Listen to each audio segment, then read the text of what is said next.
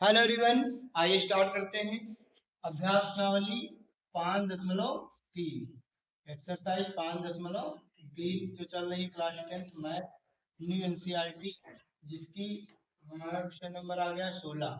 इसमें कह रहा किसी स्कूल के विद्यार्थियों को उनके समग्र शैक्षिक प्रदर्शन के लिए 7 नगद पुरस्कार देने की पुरस्कार देने हैं 700 रुपया भी देना है। 700 रुपये में 7 पुरस्कार कर देना है। यदि प्रत्येक पुरस्कार अपने से ठीक पहले पुरस्कार से 20 रुपया कम है तो प्रत्येक पुरस्कार का मान ज्ञात कीजिए। माने मान लिया, माना पहला पुरस्कार कितना है x, तो अगला कितना होगा x माइनस 20, अगला कितना होगा x माइनस 40, हर बार 20 तो कम होगा। इस तरीके से लास्ट तक हमको 7 पुरस्कार देने हैं, ठीक।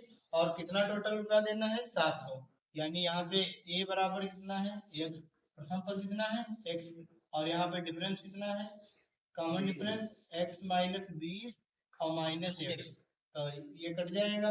क्यों भाई, इसी में से तो इसको घटाएंगे, तो ये कट गया तो कितना बचेगा डिफरेंस, माइनस 20 का अंतर है, समझ गए। और कितना कुल पदों का योग, मतलब 7 पुरस्कारों का योग कितना है 700 रुपया। कितना है, इसका मतलब पदों की संख्या भी कितनी है 7। पदों की संख्या भी कितनी है 7 है, ठीक। तो अब हम लोग क्या करेंगे, यहाँ पे चाहे तो सातवां पद पहले निकाल लें और चाहे डायरेक्टली फार्मूला लगा लें, एस एन बराबर टू और 2a plus N minus 1 into D. यस एन की जगह 7, यहाँ भी 7/2, 2a का मान x प्लस एन माइनस, ये एन का मान कितना 7 माइनस 1 और डी का मान माइनस 3, और यह 7 का मान कितना है 700, और ये 7/2 इधर आएगा तो 2/7 बराबर 2x प्लस 7 में से गया 6 गुणे माइनस 30, 7 एकम 7, 7 मतलब 100 बार कट गया, 100 दूनी 200 और 6 दूनी ये कितना 200 बराबर 2x माइनस 6 दूनी 12 x से 20। इधर लाओगे x से 20 का क्या हो जाएगा प्लस का, तो ये कितना हो जाएगा 2x बराबर 320, 2 एकम 2, 16 दूनी 32, ये थोड़ा कितना आ गया इससे 60। इसका मतलब यहाँ पर प्रथम पुरस्कार कितना हो गया, प्रथम पुरस्कार प्रथम पुरस्कार कितना हो जाएगा 160 रुपया, है ना। और द्वितीय पुरस्कार यानी दूसरा पुरस्कार, द्वितीय पुरस्कार कितना हो जाएगा, इसमें से 20 कम 140 रुपया। इसी प्रकार से 700 रुपये में इसमें कह रहा है तो प्रत्येक पुरस्कार का मान जाती है, तो प्रत्येक पुरस्कार का लिखना है। द्वितीय के बाद में तृतीय पुरस्कार, तृतीय पुरस्कार कितना होगा 120 रुपया। चतुर्थ पुरस्कार कितना होगा, चतुर्थ पुरस्कार होगा 100 रुपया। और पंचम पुरस्कार, पंचम पुरस्कार या पांचवा पुरस्कार ऐसे भी लिख सकते हो 80 रुपया, समझ रहे हो। यहाँ पर पहला दूसरा भी लिख सकते हो, प्रथम द्वितीय तृतीय ना लिखो, यहाँ पर पहला पुरस्कार दूसरा पुरस्कार ऐसे लिख सकते हो। हाँ, पहला पुरस्कार, दूसरा पुरस्कार, तीसरा पुरस्कार, चौथा पुरस्कार, ये सरल लग रहा होगा। पांचवा पुरस्कार, है ना, इस तरीके से भी लिख सकते हो। छठा छठा पुरस्कार, छठा पुरस्कार कितना 60। और सातवां पुरस्कार, सातवां पुरस्कार ये कितना रहेगा 40। तो पहले वाले को इतना, अब सबको जोड़ लो, देखो 700 रुपये ही आएगा। देखो 0 0 0 0 0, 6 4 10 8 18, 2 20 4 24 6 30, 3 और 3 6 है। 700 रुपये में 7 लोगों को पुरस्कार मिल गया, और पहले वाले से दूसरे वाले को 20 रुपया कम ही मिला। तो ठीक समझ में आया, रिवाइज करो। चलिए नेक्स्ट क्वेश्चन देखते हैं, क्वेश्चन नंबर 17, 17 नंबर क्या लिखा है यहाँ पे। 17 नंबर क्वेश्चन में कहा गया है कि एक स्कूल के विद्यार्थियों ने वायु प्रदूषण कम करने के लिए स्कूल के अंदर और बाहर पेड़ लगाने के बारे में सोचा, ठीक। बाहर और अंदर यह निर्णय लिया गया कि प्रत्येक कक्षा का प्रत्येक अनुभाग, जैसे कक्षा में नहीं होते डिवीजन कह लो उसको, या सेक्शन बोल लो, है ना, कि मतलब इसमें 10th A में 10th A 10th B, इस तरीके से अनुभाग अपनी कक्षा की संख्या के बराबर पेड़ लगाएगा। एग्जाम्पल, कक्षा 1 का एक अनुभाग 1 पेड़ लगाएगा, कक्षा 2 का जो है 2 पेड़ लगाएगा, कक्षा 3 वाला 3, मतलब कक्षा 3 का एक अनुभाग 3 पेड़ लगाएगा, इत्यादि। ऐसा करने से कक्षा 12 तक चलता रहेगा। और प्रत्येक कक्षा के 3-3 अनुभाग हैं, जैसे कि फर्स्ट है तो first A, first B, first C, और सेकंड है तो second A, second B, second C. ऐसे 12 है तो 12 ए, 12 बी, 12 सी, 12 है 12 बी, 12 सी। 3-3 पार्ट हैं सभी क्लास के। इस स्कूल के विद्यार्थियों द्वारा लगाए गए कुल पेड़ों की संख्या कितनी है? तो देखो यहाँ पर पहले देखो, मान लिया कि पहली कक्षा कितने पेड़ लगाएगी, पहली कक्षा एक पेड़ लगाएगी, लेकिन उसके पार्ट कितने हैं? 3। तो एक एक पेड़ लगाएगी तो कितने हो जाएंगे? 3 पेड़। दूसरी कक्षा में दो दो, मतलब दूसरी कक्षा में दो दो पेड़ लगाएंगे, और भाग कितने हैं? 3। तो 3 दूनी 6। तीसरी कक्षा में 3-3 पेड़ लगाएंगे, भाग कितने हैं? 3 3 तिया। चौथी कक्षा वाले 4-4 पेड़ लगाएंगे, लेकिन भाग कितने हैं? 3। भाग तो तीन हैं, तो 4 तिया 12। इस तरीके से चलता चला जाएगा। आखिरी कक्षा जो है 12। वो मान लो अभी तो 12 ही कक्षा तक है, अगर कहीं 100 क्लास होते तो थोड़ा ना 100 तक लिखते। अभी चाहे तो हम 12 तक लिख सकते हैं, लेकिन नहीं लिखेंगे। तो देखो भैया, जो 12वीं क्लास होगी तो 12 कक्षा में भी कितने अनुभाग हैं? 3। और 12 कक्षा के 12-12 पेड़ लगाएंगे, तो 12 तिया 36। अब देखो, अगर हम ये 12 नहीं भी लिखें, दो ही 3 तक लिख लें तब भी कोई दिक्कत नहीं, क्योंकि हमको एक श्रेणी मिल रही है। देखो यहाँ पर ए बराबर कितना है? 3। और डी बराबर निकालोगे तो वो भी 3 आएगा। 6 में से 3 गया 3। और अंतिम पद भी हमको 12वां पद भी दिया है कितना?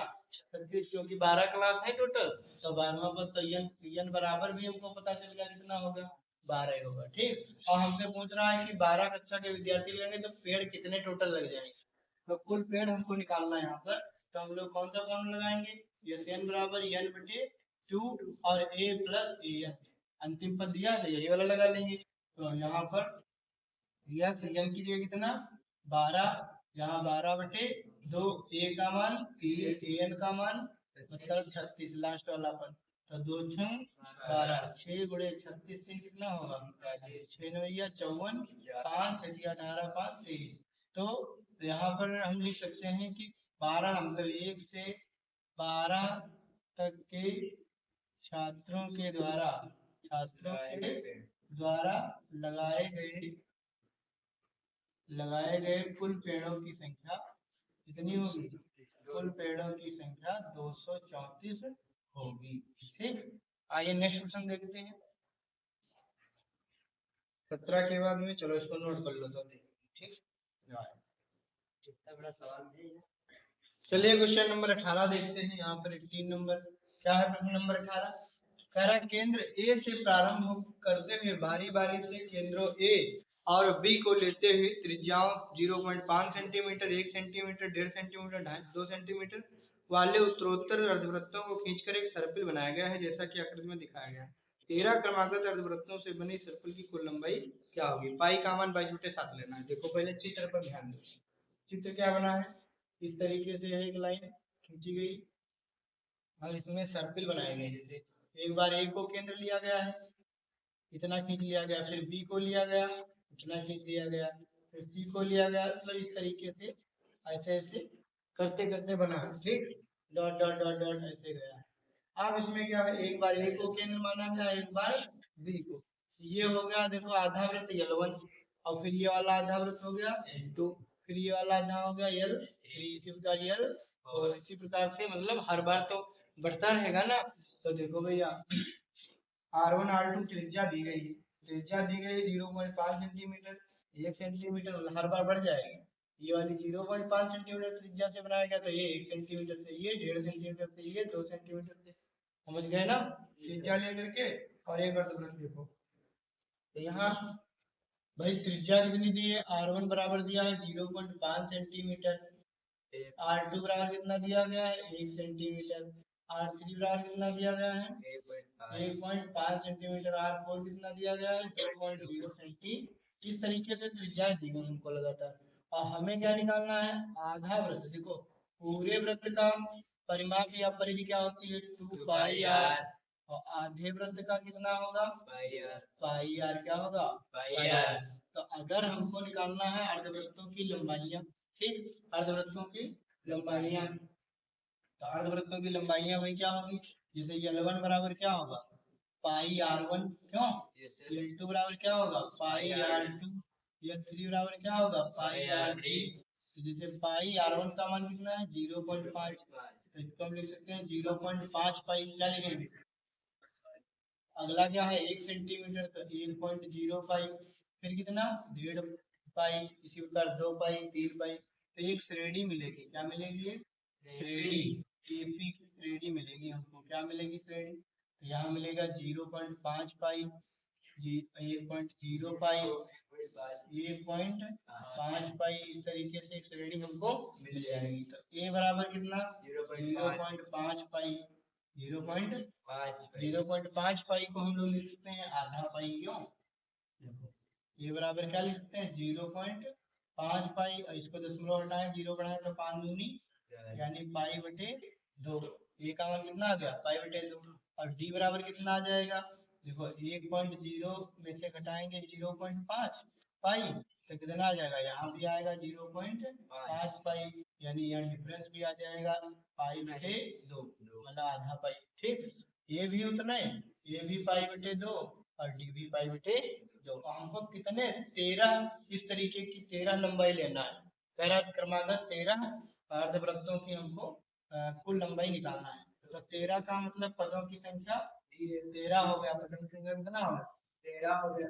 अब हम यहाँ निकालेंगे 13 क्रमागत अर्धवृत्तों से बने सर्किल की कुल लंबाई। यहाँ निकालेंगे 13 अर्धवृत्तों से बने सर्किल की कुल लंबाई, सर्किल की कुल लंबाई यानी यस एन वाला फार्मूला लगाएंगे, एन बटे 2 2a plus N minus 1 into, चाहे हम यहाँ पर वो वाला फॉर्मूला लगाए तो पहले 13वां पद निकाले होंगे, नहीं तो डायरेक्ट लगा देंगे। तो यस 13, यहाँ 13 बटे 2, 2 इंटू ए का मान कितना है? पाई बटे 2 प्लस एन का मान कितना? 13 माइनस 1 डी का मान भी कितना? पाई बटे 2। तो 2 से 2 कट गया, कितना बचा? 13 बटे 2, पाई प्लस 13 में से गया 12 गुणे पाई बटे 2, 2 छम 12, तो 6 पाई कितना आ गया? 6 पाई और 1 पाई 7 पाई। क्यों? और 7 पाई का मान 22 बटे 7 से 7 कट गया, 2 से कट गया 11 बार, तो 11 11 की गुणा करोगे 143 सेंटीमीटर। यही हमारा राइट आंसर होगा। चलिए नेक्स्ट प्रश्न देखते हैं, क्वेश्चन नंबर 19। कह रहा 200 लट्ठों को ढेरी के रूप में इस प्रकार रखा जाता है कि सबसे नीचे वाली पंक्ति में 20 लट्ठे, मतलब लठ रखने हैं। क्या रखना है? लठ रखने हैं। ठीक भैया, लेकिन अब ध्यान दो, नीचे ज्यादा लठ लगाओगे तभी तो ऊपर उससे कम लठ आएंगे। जैसे नीचे ज्यादा रखोगे फिर उससे उससे कम, फिर उससे कम, तब तो रख पाओगे, और उससे ज्यादा थोड़ा रख पाओगे, फैल जाएंगे। तो कह रहा 200 लठ रखने हैं। टोटल कितने लठ रखने हैं? 200। सबसे नीचे वाली पंक्ति में 20 लट्ठे, फिर उससे 19, उससे ऊपर वाले में फिर 18 17 ऐसे ऐसे रखना है। तो कह रहा बताओ सबसे ऊपर वाली पंक्ति में कितने लठ होंगे? ठीक, मतलब आखिरी कितने हो सकते हैं लठ, और 200 ही लठ रखने। तो देखो भैया यहाँ पर ध्यान देंगे, कितने लठ रखने हैं? 200, यानी कुल लठ 200 है। सबसे नीचे वाली पंक्ति में कितने लठ? 20, फिर उसके ऊपर वाले में 19, फिर 18, इस तरीके से 17 16 इस तरीके से रखना है आखिरी की। तो यहाँ पर देखो ए बराबर कितना आ गया? 20, डी बराबर कितना आएगा? 19 माइनस 20, तो यानी आएगा माइनस का 1। और लठ कितने रखे हैं टोटल? टोटल लठ है एस एन बराबर कितना है? 200, 200 लठ है यहाँ पर। एस एन कितना है? 200, 200 लठ है टोटल। अब आपसे पूछ रहा है कि बताओ भाई सबसे ऊपर लठ कितने होंगे। तो मान लो पहले तो पंक्तियां पहले देखो कितनी होंगी, है ना, एन पंक्तियां होंगी। तो यहाँ पर देखो एन पहले हमको निकालना है, तो एस एन वाला फार्मूला लगाएंगे, एन बटे 2 2a plus N minus 1 into D. S N का मान कितना है? 200, एन बटे 2 2 ए का मान 20 प्लस एन माइनस 1 और डी का मान माइनस 1। अच्छा, यहाँ पे ये 200 इधर गुणा कर दो, 200 दूनी कितना हो जाएगा? 400, 420 दूनी 40 माइनस एन और माइनस माइनस प्लस 1, तो ये कितना हो जाएगा? एन यहाँ हो जाएगा 41, 40 से 41 माइनस एन, इधर कितना? 400, 41 एन माइनस एन स्क्वायर, इधर 400, इसको इधर लाओगे तो एन स्क्वायर, 41 इधर लाओगे माइनस का, अब प्लस का तो 400 इधर है ही, बराबर 0। 400 के फैक्टर करो, जो जोड़ने घटाने में कितना आ जाए 41। तो 20 हम 400 तो 20 तो 40 ही होगा। लेकिन 16 और 25 की जब गुणा करोगे समझ गए तो 6 5 11 2 1 3 1 41 आ जाएगा और गुणा करोगे तो 400 आ जाएगा। समझ गए? गुणा करोगे तो देखो 16 पंचे 80 8 बचे 16 गुना 32 8 40। ठीक। तो 16 और 25 ऐसे बनेंगे जिनको जोड़ने में कितना आएगा 40। N square minus 16 plus 25 N plus 400 बराबर 0। तो N square minus 16 N minus 25 N plus 400 बराबर 0। यहाँ पे एन कॉमन ले लोगे तो एन माइनस 16 25 कॉमन ले लोगे तो एन माइनस 16 बराबर 0। एक ब्रैकेट में एन माइनस 16 और एक ब्रैकेट में एन माइनस 25 बराबर 0। अब देखो यहाँ पे क्या करेंगे यदि एन माइनस 16 बराबर 0 तो एन बराबर कितना आ जाएगा 16 यानी 16 पंक्तियां हो सकती हैं। यदि एन बराबर एन माइनस 25 बराबर 0 तो एन बराबर कितना हो सकते हैं 25 पंक्तियां भी हो सकती है। ठीक। अब हम यहाँ पे चेक करेंगे कौन सी पंक्तियां सही है क्योंकि दो आंसर आ रहे हैं। तो यदि एन बराबर 16 पंक्तियां हो ठीक तो 16वीं पंक्ति निकालेंगे तो ए प्लस 15 डी आएगा। क्यों? ए का मान कितना है 20 15 डी का मान कितना है -1 तो 20 माइनस 15 कितना आ जाएगा 5। यानी अगर 16 पंक्ति होंगी नीचे से लेकर ऊपर तक तो सबसे ऊपर वाली 16वीं पंक्ति होगी और उसमें कितने लठ होंगे 5। समझ गए? यानी 16 पंक्तियां होंगी। समझ गए भैया कितनी पंक्तियां होंगी तो कुल कितनी पंक्तियां होंगी 16 पंक्तियां होंगी। 16 पंक्तियां होंगी और सबसे ऊपरी पंक्ति यानी 16वीं पंक्ति सबसे ऊपरी पंक्ति में 5 लठ होंगे 5 लठ होंगे। बात समझे?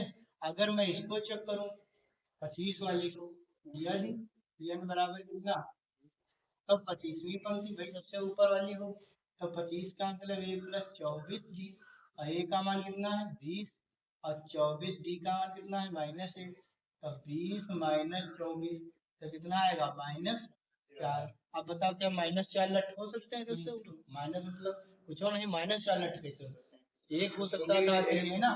तो इसका मतलब यह संभव यह घटना संभव नहीं। इसका मतलब 25 पंक्तियां नहीं होंगी 25 पंक्तियां नहीं होंगी। तो कितनी पंक्तियां होंगी केवल और केवल 16 पंक्तियां होंगी और आखिरी वाली पंक्ति में 5 लट्ठे होंगे। ठीक। चलिए यहाँ पे नेक्स्ट प्रश्न देखते हैं। अगला प्रश्न है 20। एक आलू दौड़ में आलू की रेस रखी गई है। ठीक। प्रारंभिक स्थान पर एक बाल्टी रखी हुई जो पहले आलू से 5 मीटर की दूरी पर है तथा अन्य आलुओं को एक सीधी रेखा में परस्पर 3 मीटर की दूरियों पर रखा गया। इस रेखा पर 10 आलू रखे गए हैं। ठीक। प्रत्येक प्रतियोगी बाल्टी से चलना प्रारंभ करती है निकटतम आलू को उठाती फिर उठाकर वापस बाल्टी में डालती दूसरा आलू उठाने के लिए वापस दौड़ती है उसे उठाकर वापस बाल्टी में डालती है और वह ऐसा तब तक करती रहती जब तक सभी आलू बाल्टी में ना आ जाए। प्रतियोगी को कुल कितनी दूरी तय करनी पड़ेगी? देखो भैया यहाँ पर एक इस तरीके से बनाई गई रास्ता। ठीक।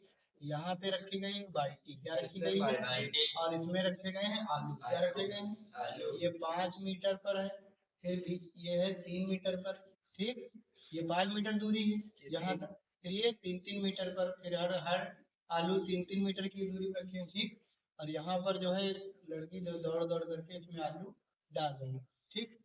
और यहाँ दूर तक आलू यहाँ तक मतलब सब आलू रखे गए 10 आलू रखे। कितने आलू रखे हैं 10 आलू रखे गए। तो देखो कह रहा कितनी दूरी मतलब 10 आलू इसमें बाल्टी में डाल देगी ये लड़की तो कितनी दूरी तय करेगी। देखो भैया ध्यान दो जब लड़की यहाँ बाल्टी से चलना प्रारंभ करेगी और ये पहले आलू को उठाएगी तो 5 मीटर जाएगी और 5 मीटर आएगी तो यानी 2 पंचे 10 मीटर दूरी तय करेगी।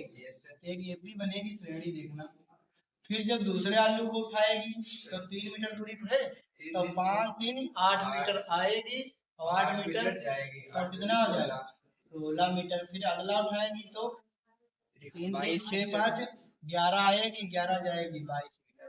इस तरीके से एक श्रेणी मिल गई हमको। तो ए बराबर कितना है 10 और डी बराबर कितना है 16 माइनस 10 कितना आ जाएगा 6 मीटर 6 है ना डिफरेंस।